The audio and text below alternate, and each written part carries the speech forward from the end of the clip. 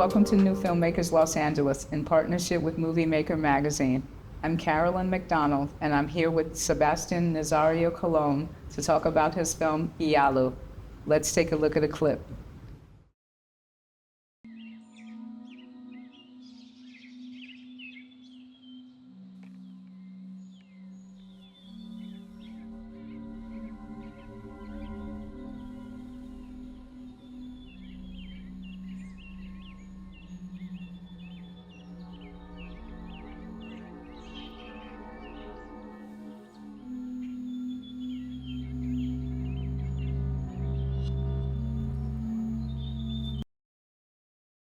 Sebastian, welcome. Thank you. Tell us what was the inspiration for making this film. Where'd you come up with this idea? So, I want to say like about 3 years ago, I was working at Chipotle. I was sweeping like the dining area, and they have like a random like playlist that they play, and this song came on called Pays Imaginaire. I don't know if I'm saying it right. But it was this really like cool, interesting psychedelic, I don't know, I'm not the best at describing music, but it was cool, it sounded cool. And like in my head as I was like cleaning, I just like started thinking of all these visuals that were it was like combining like Candyland, like colorful nature aesthetics with like terrible, scary like monsters and Wow. like it was just like it really encapsulated like a feeling that paired well with like these visuals that I was having, and I thought like that's like a really cool like feeling it's evoking in me that I want to like translate into a film. And so like in terms of how it inspired it, I like it drew me to then start thinking of how I could make a film in that, and then it kind of just came in like a bunch of little waves. So like that happened, then a few months later, I came up with the concept of like this monster, which I don't want to give away his power because you know that's like what the film is. All right.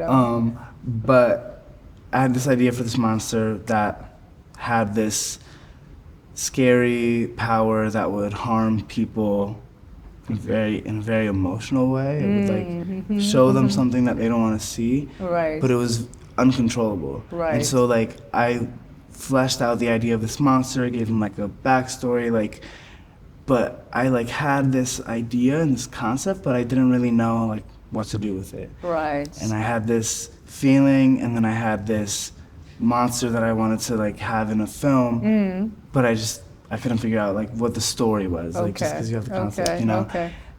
And then the last thing is that like a few months later, after that, like I had like hit a wall. I like really kind of like shelved it for a little bit, and then I thought one day, I think I had seen them film Worst Person in the World, and that movie like is like this romance film. It's really beautiful, and I really enjoyed it.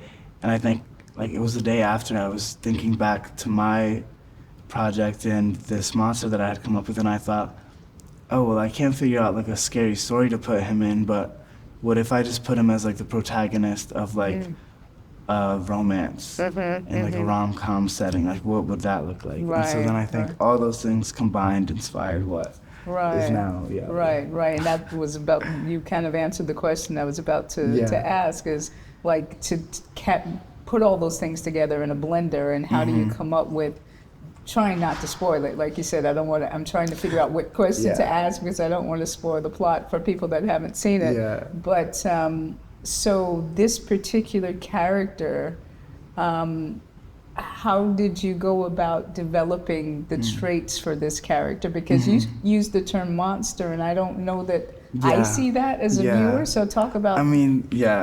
Well, I mean, that's the thing. I've like, before this, I haven't really used the term monster, but I think it's weird. I think it depends like from what perspective you see him. I don't see him as a monster. I kind of see him as like a cute little like weirdo, like who's just like ostracized due to like his circumstances. But again, like in the original thought, right? Like I was like, oh, a monster that has these abilities that are tied to like eye contact, basically.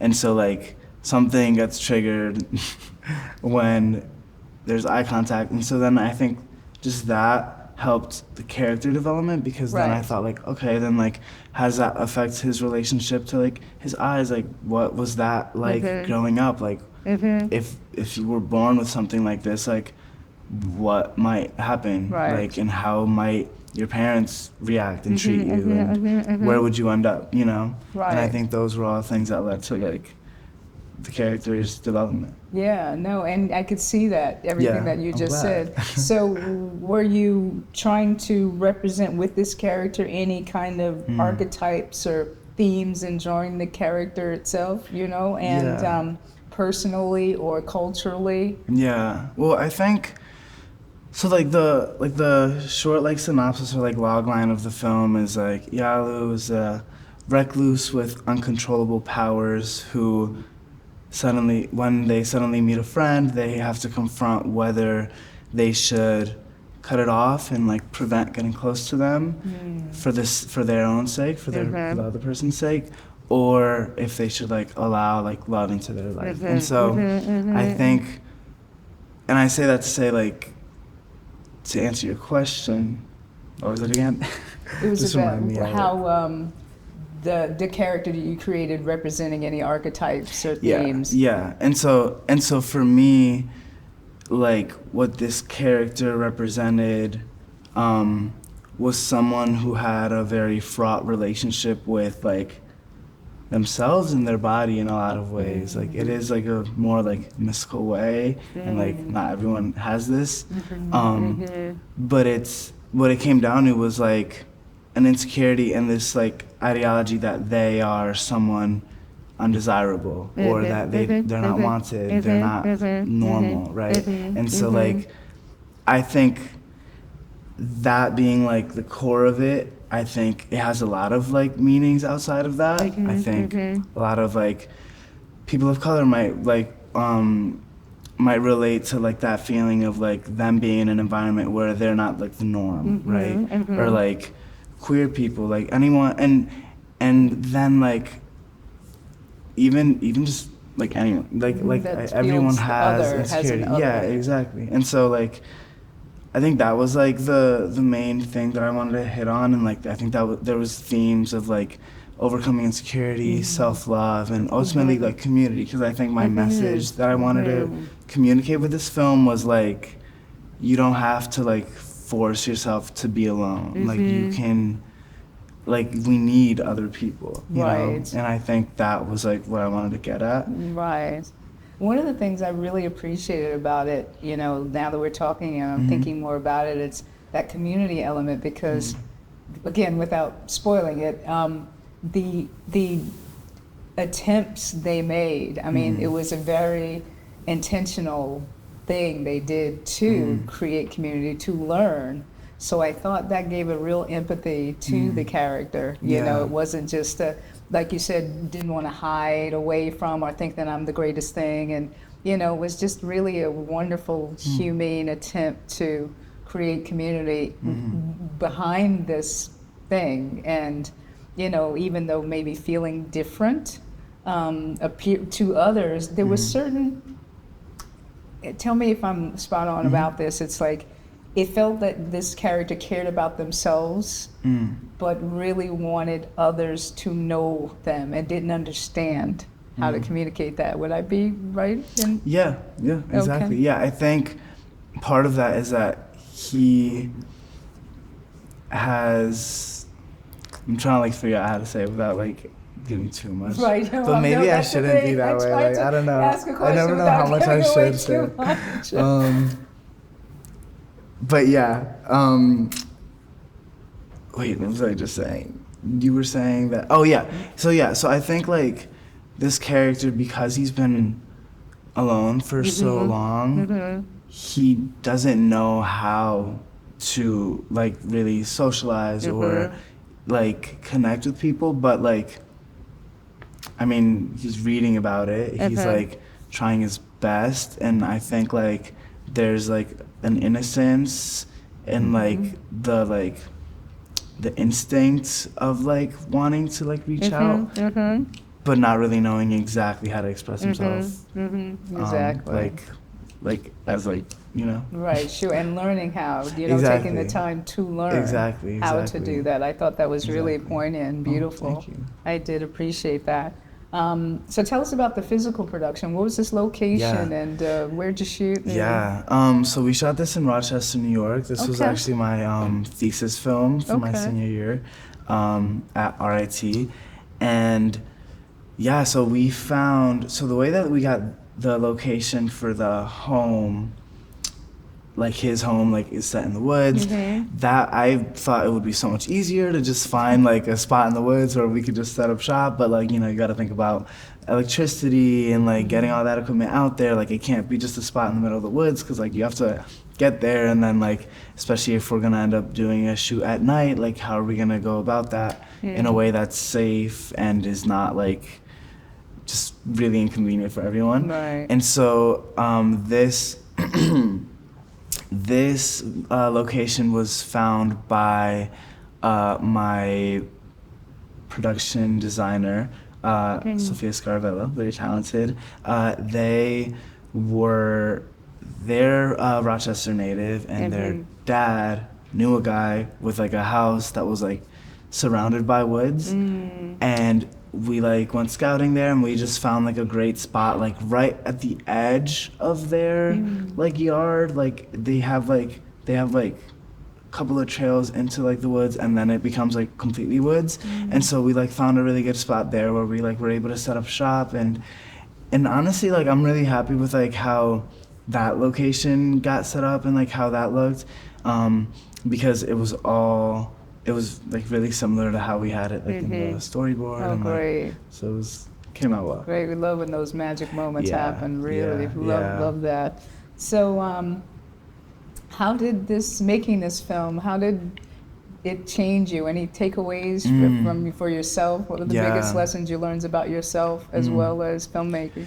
Yeah, I think one of the biggest lessons that I learned, so for context, like this is my first short film that was like taking characters, giving them like an arc, and like really just following a character through like 15 minutes, and just like it was a bit more of a narrative compared to like some of my other work, where like my film right before this was a documentary, and the film before that was like, I want to say like it was like an organized like sketches, and it was very reliant on like archetypes. It was a comedy. It was all like a big advertisement for like a EP that I released, and so it was all like within its own world. But it wasn't like we're following a character through a journey, right? Through a conflict. And so this is my first film doing that, and I think like, well, for one, that in itself like was like a new undertaking. But I think what I learned the most was that as a director with having a vision, and you're bringing other people onto it. But I think one mistake that I made was that I wanted to be very collaborative with my collaborators. And the way that I did that was kind of being like, oh, this is what I'm thinking, but you tell me like how you would change it, or like, oh, do you have any ideas for this? And I don't think that's inherently bad, but I think the way that I could have gone about it should have been a little bit more like, I have this vision, this is what I want, and then allowing them to give and like add on. But I think I was maybe at times not showing up with the full idea, where like if I don't give anything else, then they can just run with that. You know what I mean? Like I was giving like 90%, and then do you want to fill in the next 10%? But I should be showing up with 100%, and then we can see what we can like add, where we can add nuance from there. And so I think like that was like a big lesson for me. And I think that ultimately ties into like the other big thing, where I think like from this project, it wasn't exactly how I like imagined it in my head, like the final product, to like when I was just ideating it, which is fine, and I'm happy, like, you know, things happen, like this is very normal. But I think like me as a filmmaker, I've since this project taken note of a lot of ways that I can have a stronger translation or a more accurate translation of like idea to the screen. Gotcha. And I have done projects after this where I feel like I've like made that transition a lot more smoother and a lot more accurate to what I had in mind. And so I think like, you know, with every project you like learn more, and I think this was a project that I learned a whole lot from. Great, and some great lessons that people that watch this can take away. Yeah, So really great. I hope so. Well, thank you for being with us today. And Thank you. where can we follow you and learn more about your other work and anything you have coming up? Yeah, I mean, I mostly post stuff on Instagram, so you can follow me at Sebynaz, which is SEBBYNAZ. Okay. And yeah. All right, great. Well, thanks for being with us today. I really appreciate talking to you. Really great work. I really look forward to seeing more of your work. Thank you. I appreciate it.